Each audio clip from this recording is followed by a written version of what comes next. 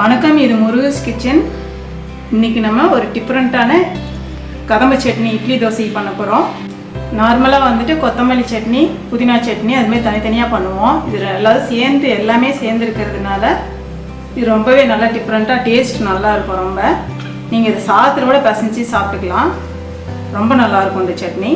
இப்போ இதை எப்படி செய்யறதுன்னு பார்க்கலாம். கதம்ப சட்னிக்கு தேவையான பொருட்கள்: 1 கப்பு புதினா, 1 கப்பு கொத்தமல்லி.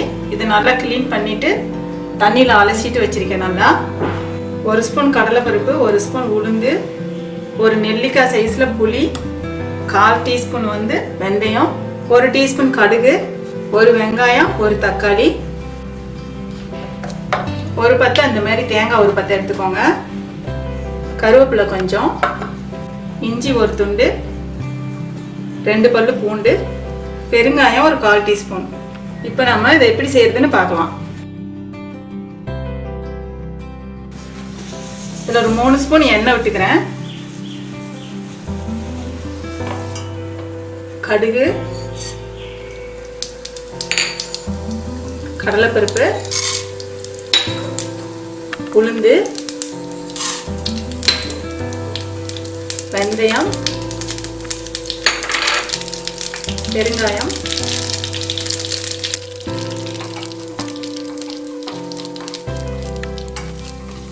இது கொஞ்சம் பொன்னிறமாக பருப்பு கரைச்சிடலாம். மிளகாய், பச்சை மிளகாய், வெங்காயம் கொஞ்சம் நல்லா வதக்கிடுங்க. வெங்காயம் வதங்கி வச்சு தக்காளி போட்டுக்கலாம்.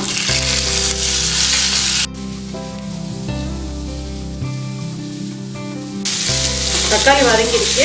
இப்போ நம்ம இஞ்சியும் பூண்டு போட்டுடலாம்.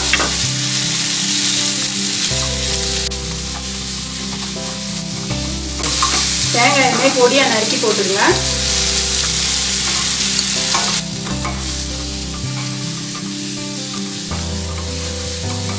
இதெல்லாம் நல்லா வதங்கிடுச்சு. நம்ம இப்போ கருவேப்பிலை போட்டுடலாம், புதினாவை போட்டுக்கலாம்,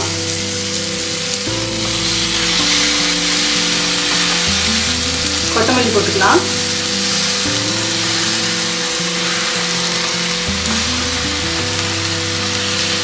இப்போ எல்லாரையும் சேர்த்து நல்லா வதக்கிடலாம்.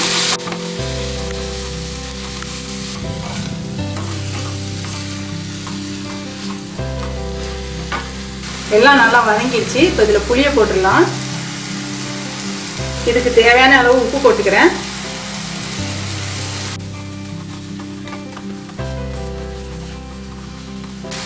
இப்போ இது நல்லா எல்லாமே வதங்கிடுச்சு. நம்ம ஸ்டவ் ஆஃப் பண்ணிவிட்டு எடுத்துகிட்டு ஆற வச்சுட்டு அரைக்கலாம்.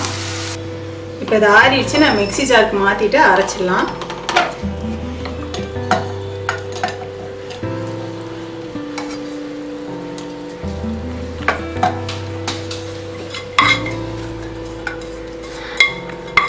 இப்போ நம்ம இதை அரைச்சிட்டு வந்துடலாம்.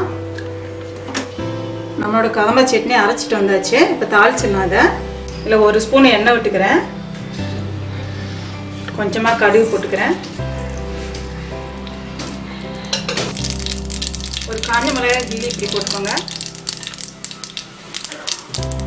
கருவேப்பிலை போட்டுக்கிறேன்.